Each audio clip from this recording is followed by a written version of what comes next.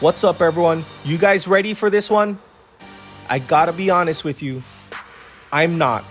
I've been sitting here in the workshop looking over all our previous builds, trying desperately to find ideas for today's customization.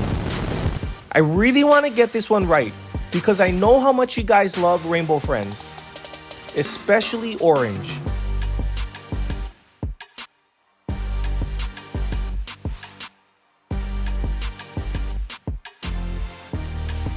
Orange will be our second to the last Rainbow Friends character in this series.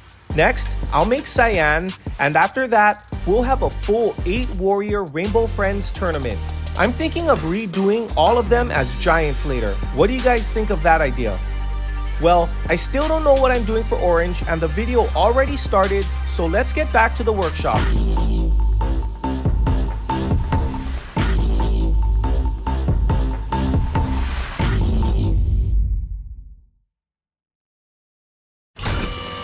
Here's Orange. He's small and fast, and he doesn't have long arms to punch with. No weapons. He doesn't even show up until Hour 5 of Rainbow Friends Chapter 2. I wonder what happens if you turn the cart into Orange. Oh, okay. I still have no ideas. Orange uses his powerful jaws and teeth to attack, but as we all know, an Akedo warrior's weak spot is his head. How can I make his head his weapon? Did you guys see our last video? It was our Series 7 custom tournament. During filming, we noticed one of the warriors was impossible to split. In fact, in all of his battles, he wasn't split once. But the funny thing is, he lost. And while I was joking that that warrior was unsplittable, I remember Eddie saying, "You should make more unsplittable warriors." Now you might be asking yourself, how does an unsplittable warrior lose a battle? The way we play, if you get knocked out of the arena, that's a loss. Not only is it a loss, but to us, it's the worst way you can lose. I have an idea. Let's go to the parts drawer. For today's build, I'm just gonna need an Akedo base.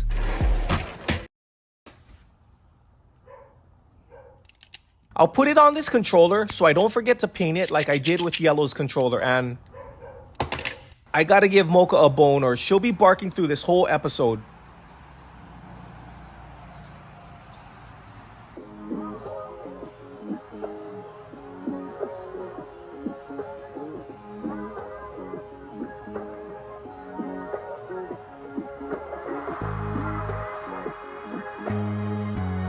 Okay, where were we? Oh yeah, Orange. Since I'll be fabricating Orange completely out of clay, we need to make sure to attach him securely to the base. In order to do this, I'll cut off these pegs, then drill out 2 holes.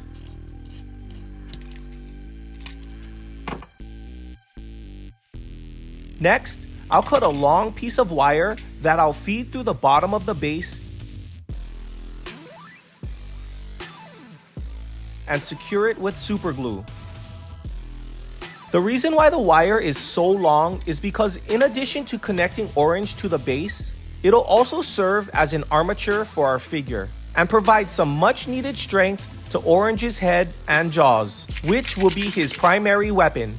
And since the only way to defeat Orange will be to knock him off the controller, he needs to be solid. What do you guys think? At some point, I can tell we're gonna have to elevate Orange.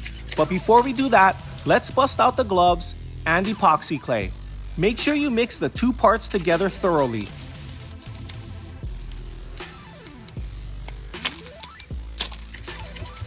Once the clay is a uniform color, I like to let it sit for 10 to 15 minutes.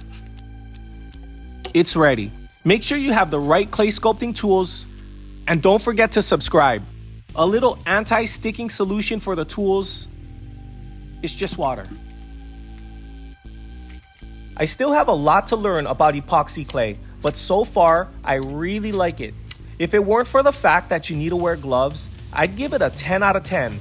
I love how forgiving the clay is, because I'm by no means a talented sculptor or artist, but just by going off a picture, I can create a pretty accurate duplicate. And even though I never get it perfect after the first try, I can just add more clay or sand some off. At this point, I was really happy with it. Some areas were pretty rough, but it can be smoothed out with some sandpaper.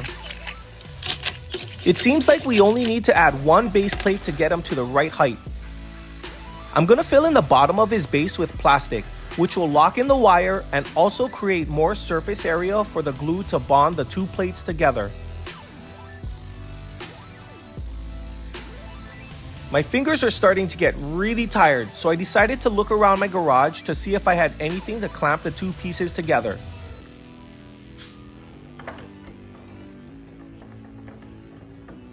This little guy just might work. Let's test him against a battle giant. If you can split a giant, you can split anyone.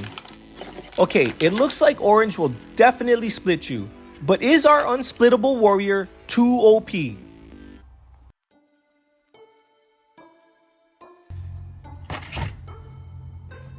Here he is completely sanded, and to help smooth him out even further, I'm going to coat him with an oil-based enamel paint.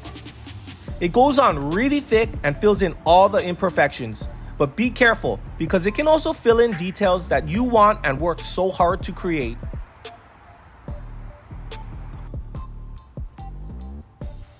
Since our orange has no moving parts, I'm gonna paint him with some extra orange spray paint that I found in my shed.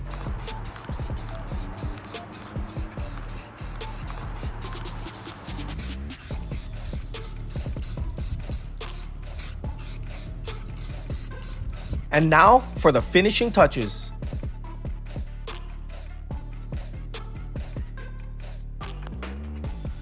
I was really scrambling around to find something I could use for teeth just to save some time. And after finding nothing, I ended up going with epoxy clay.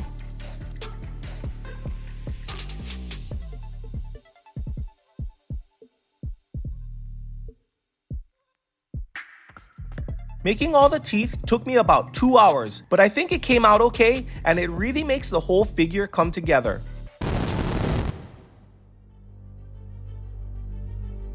What do you guys think of orange? And what do you think of an unsplittable warrior? I really wanted to include a full battle test in this video, but I'm gonna have to make that a separate video that'll come out on Wednesday. We'll be battling orange against some of the heaviest hitters Akedo has to offer to see if he really is unbeatable. So if you haven't already, make sure you like, subscribe, and turn on notifications so you don't miss it. Thank you everyone so much for watching. You guys are so awesome. We appreciate you, and we will see you in the next video.